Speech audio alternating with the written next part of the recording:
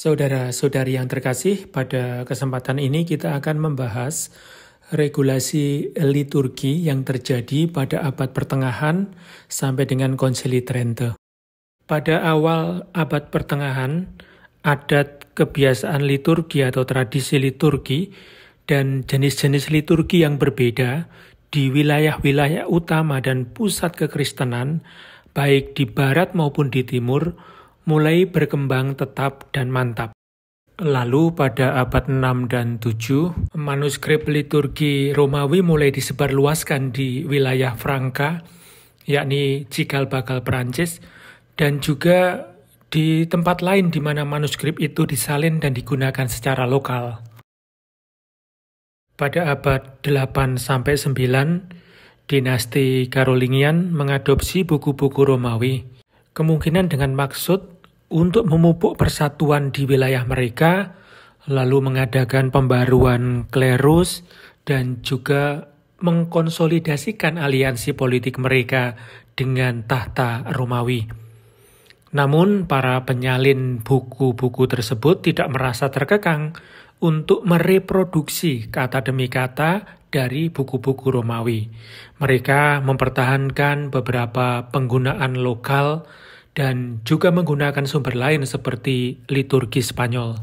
Jadi, dari kumpulan-kumpulan doa awal, cukup jelas bahwa orang tidak ragu sedikit pun untuk mengambil teks dan mengadaptasi atau bahkan menulis ulang secara substansial, karena doa muncul dalam banyak versi yang berbeda dalam kumpulan teks yang berbeda pula. Selain itu, buku-buku liturgi yang lebih baru digunakan secara bersamaan dengan buku-buku yang lama. Artinya, yang baru tidak menggantikan penggunaan buku yang lama. Tidak seperti sekarang ini, ketika ritus liturgi telah direvisi, maka yang lama tidak berlaku lagi. Sebagai akibat dari hasil percampuran unsur Galia, yakni sebuah kawasan Eropa Barat yang saat ini menjadi Italia Utara, Swiss, bagian barat, Prancis, dan Belgia, dengan Romawi adalah campuran liturgi Romawi Frankis, yakni jenis liturgi yang ditemukan dalam manuskrip barat paling awal yang bertahan. Liturgi campuran dalam manuskrip ini menyebar dengan relatif cepat ke semua gereja di Eropa Utara, dan pada akhir abad ke-10 memantapkan dirinya di Roma. Meskipun berasal dari Gaul, manuskrip itu kemudian dianggap berasal dari Romawi, sehingga benar-benar berakar pada liturgi yang dirayakan di Roma. Untuk sebagian besar dalam sejarah gereja, liturgi diatur lebih banyak oleh adat istiadat atau kebiasaan daripada oleh hukum. Adat istiadat yang dalam hukum kanon mempunyai kekuatan yang sama dengan undang-undang adalah kebiasaan masyarakat yang berlangsung terus-menerus dalam jangka waktu yang lama. Sementara perkembangan positif dan konsolidasi liturgi baik timur maupun barat terjadi melalui pembentukan adat istiadat atau kebiasaan atau custom, undang-undang liturgi yang diberlakukan oleh konsili, oleh paus, aturan sipil, dan juga uskop lokal berusaha untuk pertama-tama memberantas penyalahgunaan dan menyatukan dengan menekankan keseragaman ketika perbedaan diperdebatkan. Hukum berjuang untuk stabilitas dan bukan inovasi. Buku liturgi pada waktu itu merupakan produk hukum adat atau custom atau kebiasaan, termasuk banyak buku pedoman liturgi yang disebut ordines.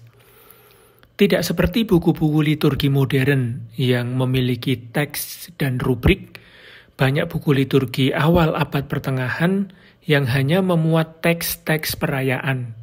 Petunjuk pelaksanaan upacara terdiri dari tata cara, walaupun beberapa tata cara juga memiliki teks doa, dan itu digunakan selama liturgi untuk memandu pelaksanaan ritus yang benar.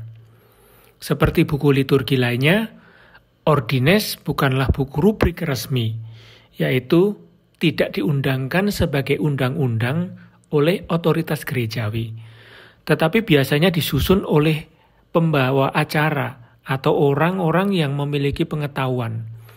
Jadi, tidak ada pemikiran pada abad pertengahan bahwa buku-buku liturgi harus dikeluarkan oleh tahta suci.